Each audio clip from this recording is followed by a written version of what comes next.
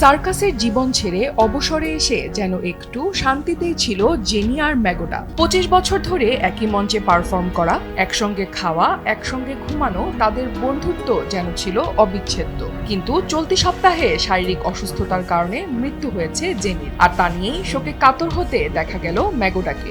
Circus দলে খেলা দেখাতো জেনি আর ম্যাগোডা, একে অপরের অবিচ্ছেদ্য অংশ ছিল তারা। প্রায় বছর চারেক আগে দুজনেই সার্কাস থেকে অবসর নিয়েছিল, তবে তারপরেও একসঙ্গেই থাকতো জেনি আর ম্যাগোডা। প্রথমে ম্যাগোডা কিছু বুঝতে পারেনি, ভেবেছিল হয়তো বন্ধু একটু বিশ্রাম নিচ্ছে, কিন্তু কিছুক্ষণ পর যখন কোনো সাড়া শব্দ পেল না, তখন উদ্বিগ্ন হয়ে সুর বাড়িয়ে ধাক্কা দিল জেনিকে। একবার, দুবার, বারবার, কিন্তু কোনো সাড়া নেই। ঘাবড়ে গিয়ে ম্যাগোডা আরো জোরে ধাক্কা দিল, সুর দিয়ে নাড়ানোর চেষ্টা করলো, যেন কোনোভাবে বন্ধুকে জাগাতে পারে, কিন্তু জেনি আর নড়ল না। কিছুক্ষণ পর ম্যাগোডা থেমে গেল, বুঝতে পারলো জেনি আর নেই, কিন্তু তবুও সে সরল না, কাউকে কাছে আসতেও দিল না। দাঁড়িয়ে রইল নিথর দেহ আগলে, গভীর বিষাদে ডুবে। সময় কেটে যাচ্ছিল, কিন্তু সে অনড়।